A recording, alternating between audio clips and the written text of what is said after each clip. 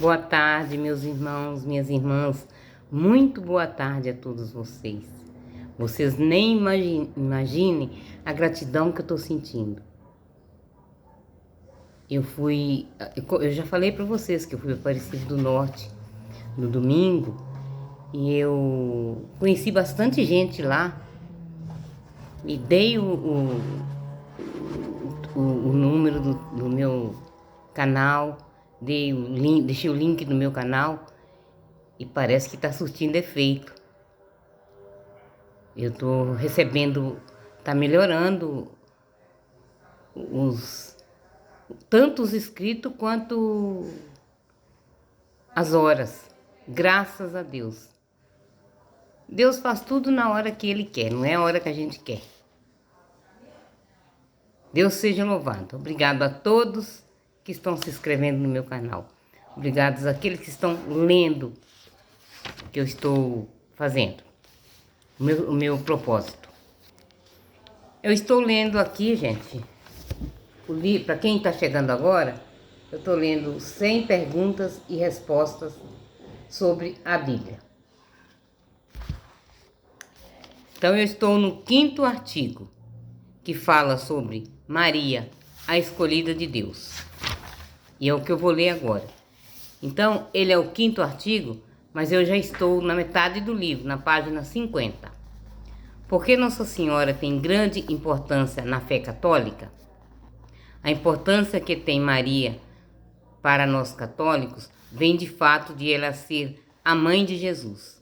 Em vista dessa maternidade, acreditamos que ela foi concebida sem pecado e foi elevada ao céu em corpo e alma e na Assunção.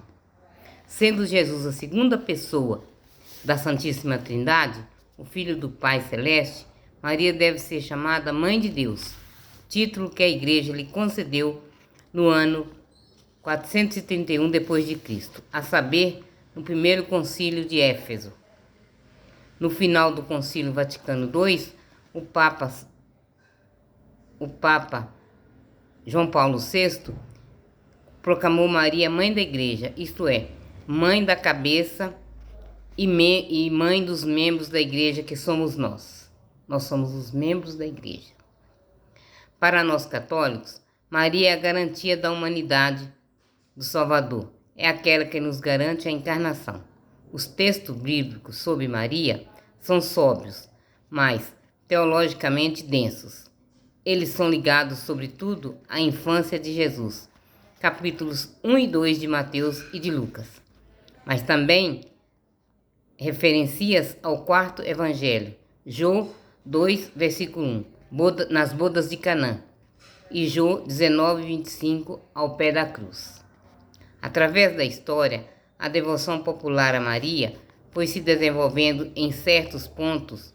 Houve exageros, como se ela tivesse o mesmo poder espiritual de seu filho, Lutero, e os outros fundadores do protestantismo combateram as falsas devoções marianas, mas caíram no outro extremo de desconhecer a importância de Maria, de Jesus. Lutero achava que os mortos não podiam escutar nossas preces, por isso não aceitava a intercessão de Maria, enquanto os católicos reafirmavam a figura de Maria como marca do catolicismo. No século XVII em diante, o distintivo da teologia protestante foi retirar Maria do foco. Interessavam-se por outras personagens bíblicas femininas, mas menos por Maria.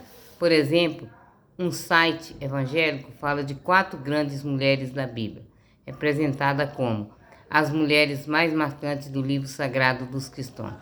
Sabe quais? Sara, Débora, Ruth e Esther. Os protestantes não pretendem intencionalmente desprezar Maria, porém menospreza, julgando com isso salvaguardar a devoção daquela adequada a seu filho. Atualmente, no diálogo ecumênico, procura-se evitar todo extremismo que impeça a união das igrejas. Por isso, temos que avaliar se determinado título que damos a Maria tem fundamento bíblico e está confirmado nos documentos pontífices pontífices mais recentes. Eu vou ler, meus irmãos, o 51 também. O dogma da perfeita virgindade de Maria tem sustentação bíblica? Vou perguntar a resposta mais uma vez. O dogma da perpétua virgindade de Maria tem sustentação bíblica? Vamos explicar todos os textos que costumam ser citados para fazer objeção à virgindade perpétua de Maria. A Igreja Católica venera Maria sempre virgem e ensina que ela foi virgem antes do parto, no parto e depois do parto. É dogma de fé, atestado pela Sagrada Tradição Apostólica. É dogma de fé, atestado pela Sagrada Tradição Apostólica, como declarou o Papa Paulo V em 7 de agosto de 1955. A bem-aventurada Virgem Maria foi verdadeira Mãe de Deus e guardou sempre íntegra a virgindade, antes do parto, no parto e constantemente depois do parto.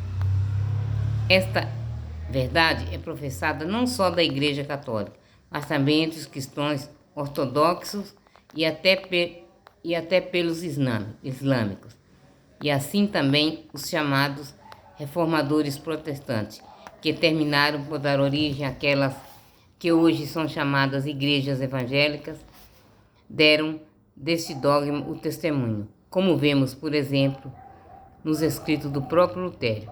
O Filho de Deus se fez homem, concebido do Espírito Santo, sem o auxílio de varão, ao nascer de Maria pura, santa e sempre virgem. Martinho Lutero, artigo da doutrina cristã. Antes do parto que ela tenha concebido do Filho de Deus, sem perder a virgindade, é muito claro pela Bíblia, e isso ninguém contesta. O próprio anjo Gabriel explica como vai acontecer o nascimento do Messias. O Espírito Santo descerá sobre ti.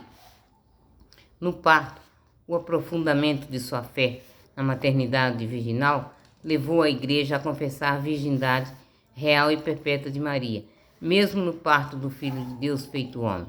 Com efeito, o nascimento de Cristo não lhe diminuiu, mas sagrou a sua integridade virginal de sua mãe. A liturgia da Igreja celebra Maria como a Aiei Partenos, a sempre virgem. A virgindade de Maria no parto é atestada principalmente por documentos da Sagrada Tradição Apostólica. Por exemplo, nas palavras de São Gregório Magno: o corpo do Senhor, após a ressurreição, entrou como se achavam os discípulos, passando por portas fechadas. Esse mesmo corpo que, ao nascer, saiu do seio fechado, manifestando-se aos olhos dos homens.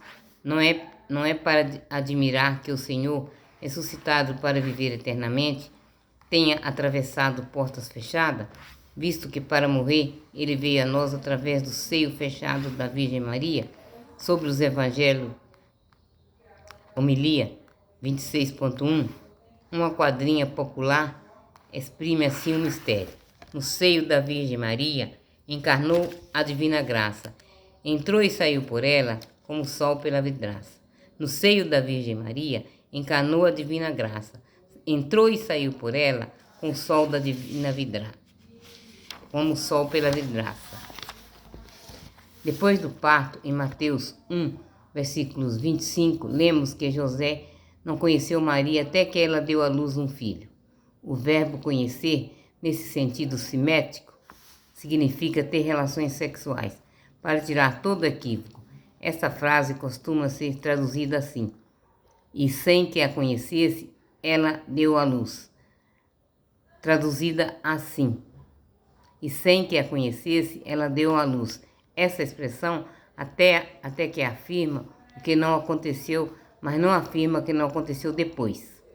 Por exemplo, lemos em Deuteronômio 7, versículo 24: não haverá quem te resista, até que destrua todos. Poderá alguém pensar que depois de destruídos irão resistir? Outro exemplo, Milcol, filha de Saul, não teve filhos até o dia de sua morte. Significa que nunca teve mais filhos. Em Lucas 2,7 lembra, Maria deu à luz seu primogênito. Era importante mencionar que Jesus era o primeiro filho, pois sobre o filho primogênito havia toda a legislação a ser observada conforme havemos cumprida por ela própria. O filho primogênito pode ser o primeiro de vários, mas também pode ser o primeiro e o único.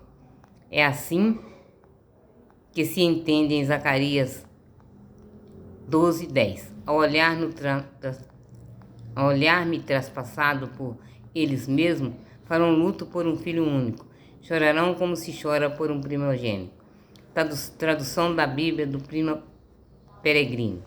Uma prova cabal, mas vem de uma inscrição sepulcral do ano 5 a.C., descoberta em 1922 em Tel El-Gedeu, no Egito, onde se lê que uma mulher chamada Assis Noé morreu nas dores de parto de seu filho primogênito. Mas e os irmãos de Jesus citados em Mateus 12:46, Marcos 3:32, 6:3, João 7:5, Atos dos Apóstolos 1, versículo 14, Coríntios 9, versículo 5 e Gálatas 1:19. Observe primeiro que eles nunca são chamados filhos de Maria. É muito clara a explicação dada por Santo Agostinho. Quando vocês ouviram falar dos irmãos do Senhor, pensem logo que se trata de algum parentesco que os une a Maria, sem imaginar ter ela tido outros filhos. Comentário do Evangelho de João.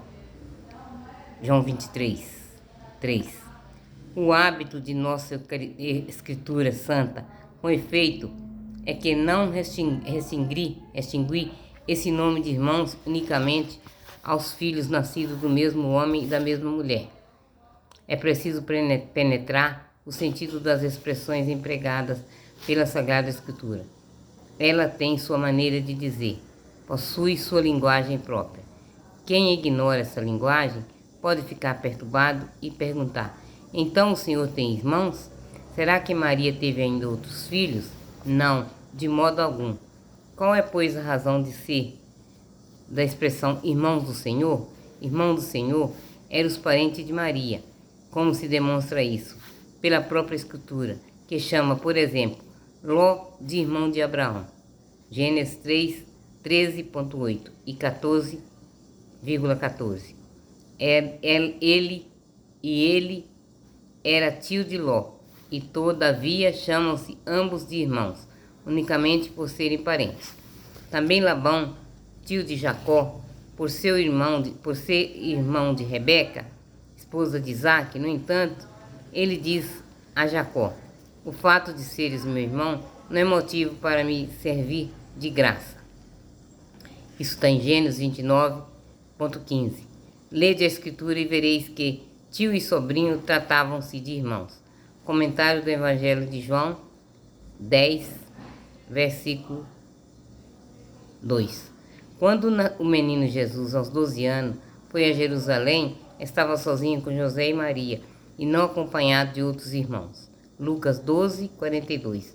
E no Calvário, a quem Jesus confiou a guarda de sua mãe, a João, o discípulo amado, coisa que não faria se ele tivesse outros irmãos. João 19:26. Se Jesus teve a delicadeza de preservar a virgindade de sua mãe em seu nascimento, por que não deveria de preservar a virgindade também depois de nascido? Mas qual é para os católicos o sentido da virgindade de Maria?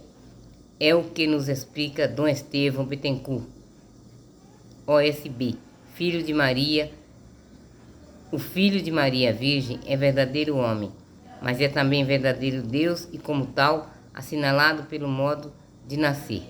A natividade de Jesus é sinal ou símbolo de que, a salvação do gênero. Primeiro, a salvação do gênero humano é algo totalmente gratuito. Ela se deve à soberana iniciativa de Deus. Segundo, com Jesus começa algo novo na história do mundo e dos homens. Entretanto, no curso dos tempos, Deus recriou o homem. Essa nocividade é expressa pelo modo inédito com que Jesus nasceu. Na virgindade de Maria, torna-se claro o fato de que Deus pode assumir totalmente alguém para o seu serviço, pedindo-lhe renúncia a bens lícitos, sem por isso tirar fecundidade a essa criatura, mas ao contrário, dando-lhe mais rica fecundidade. A virgindade física de Maria é o sinal de sua total entrega ao Espírito de Deus. Sem essa entrega interior, a virgindade biológica não terá sentido para Maria. Curso de Iniciação Teológica, Rio de Janeiro, Escola Mater Ecclesiae, módulo 26, página 104. Está falando sobre que Maria é virgem, subiu ao céu e continuou virgem. Mesmo tendo Jesus como filho, ela é virgem. Não é? O povo não diz por aí, mas é porque não acredita, né? A gente, como acredita, a gente sabe. Porque Jesus chama Maria de mulher, não é por falta de respeito. Por duas vezes, eu vou ler a 52, por duas vezes, o quarto evangelho nos diz que Jesus chama Maria de mulher. Isso ocorreu em momentos muito importantes, no início e no fim do seu ministério, a saber, quando fez o primeiro milagre, manifestando a sua glória e pouco antes de morrer na cruz. Na intenção do evangelista, essas duas cenas se correspondem. Devemos estar atentos de antemão às alusões simbólicas que João fez quando narra os acontecimentos. Jó 2.4. Nas bodas de Canaã, quando sua mãe veio lhe dizer que o vinho tinha acabado, Jesus respondeu: mulher, que importa isso a mim e a ti? A minha hora ainda não chegou. Aí está em Jó 19:26.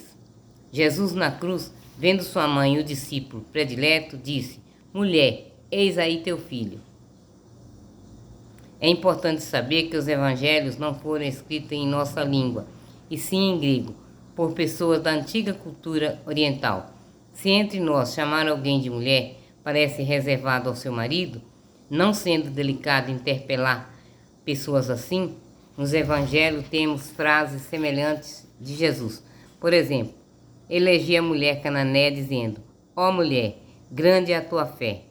Mateus 15:28. E depois de ressuscitado, pergunta a Madalena: mulher, por que choras?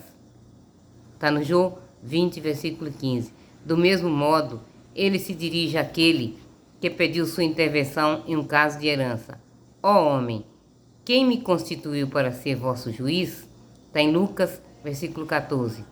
À luz das profecias que lemos no primeiro e no último livro da Bíblia, podemos entender que Maria está prefigurada naquela mulher da qual Deus diz à serpente: porém inimizade entre ti e a mulher, entre a tua descendência e a dela. Ela te esmagará a cabeça. Esse texto, para nós católicos, é de suma importância. É chamado de proto-evangelho, primeiro anúncio da salvação, feito aos vossos pais Adão e Eva, logo depois do pecado. Maria é aquela mulher que com seu filho, sua descendência, vai vencer a serpente. E no final da Bíblia, em Apocalipse 12.1, encontramos Maria, mulher vestida de sol, que representa a comunidade messiânica, sob os traços de mãe do Salvador. Daí se conclui, quando Jesus chama Maria de mulher, ele está se referindo a essa língua bíblica, confirmando em que Maria se cumprem as promessas de Deus. E no momento supremo de sua vida, quando se entregou pela salvação do mundo e venceu todo o mal, ele também a chamou de mulher, pois no Calvário, Maria colocou de modo mais perfeito possível para a vitória do bem sobre o mal. Nesta hora, sobretudo, ela foi a mulher que esmagou a cabeça da serpente. Assim, no momento de confiá-la ao discípulo amado, ele disse: mulher, eis aí teu filho. Essa explicação nos ajuda a entender outros 2 episódios da vida de Jesus, que não constam no 4º evangelho, mas sim nos outros. Alguém informa a Jesus: sua mãe e seus irmãos estão lá fora, procurando falar-te. Jesus respondeu: quem é minha mãe e quem são meus irmãos? Aquele que fizer a vontade de meu Pai, este é meu irmão, irmã e mãe. Mateus 12, 46 e 50. Uma mulher disse no meio da multidão: felizes as entranhas que te trouxeram e os seios que te amamentaram. Jesus respondeu: felizes antes os que ouvem a palavra de Deus e as observam. Na primeira frase, Jesus quer mostrar que tem outra família, além dos parentes pela carne e o sangue. Essa nova família é formada por aqueles que fazem a vontade de Deus. Com isso, Jesus não excluiu sua mãe, a primeira cristã, aquela que desde o início deu o seu sim a Deus, dizendo: faça-se em mim segundo a tua palavra. Está em Lucas 1, versículo 38. Mas afirmou que ela pertence a ambas as famílias. A graça maior de Maria foi ter acreditado, Lucas versículo 1, 45, e sempre seguido a vontade de Deus em sua vida. A segunda frase é assim, comentada por Santo Agostinho: minha mãe, a quem chamais de feliz, é feliz porque guarda a palavra de Deus. Não é feliz somente porque nela a palavra se faz carne e habitou entre nós. Está em João 1,14. É feliz porque guardou essa mesma palavra de Deus por quem foi feita e que nela se fez carne. Glória a vós, Senhor. Amém. Muito bonita essa história, que todo católico devia prestar atenção para quando um evangélico, um protestante vier falar com ele ter a resposta certa para dar para ele. A gente tem que ter a palavra certa, para não se calar. Tem como não debater com ninguém, não é debater, porque religião não se debate. Se tem fé, não se debate religião, meus irmãos. A gente tem que ter fé. Eu tenho fé que ela é minha mãe. Eu sei que ela é minha mãe, eu acredito, eu confio que ela é mãe do meu Senhor. Então, sendo mãe do meu Senhor e ele é meu pai, logo, quem que é minha mãe? Ela. Minha mãe espiritual. Minha mãe carnal já faleceu.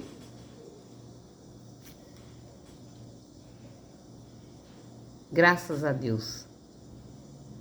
Mas depois eu ainda vou voltar nessa parte aí, mais para frente. Depois que eu ler o livro todo, eu vou voltar nessa página para poder entender, explicar melhor para vocês. Porque muita gente não sabe explicar. Porque realmente é difícil, a Bíblia é muito difícil de entender. Louvado seja nosso Senhor Jesus Cristo, para sempre seja louvado. Meu Senhor, eu creio, mas aumentai a minha fé. Meu Senhor, eu creio, mas aumentai a minha fé. Meu Senhor e meu Deus, eu creio, mas aumentai a minha fé. Jesus, manso e humilde de coração, fazei de nós um coração semelhante ao vosso. Hoje eu estou muito feliz em ouvir uma palavra dessa, que é uma palavra que a gente precisa ouvir, muito bonita. Falando de nossa mãe, que ela é virgem, sempre virgem. E, por último, porque hoje eu estou recebendo, porque essa semana eu tenho recebido bastante inscrito e bastante horas também, graças a Deus. Deus seja louvado. Continuem assim, meus irmãos. Amém? Deus abençoe a todos. Uma boa tarde.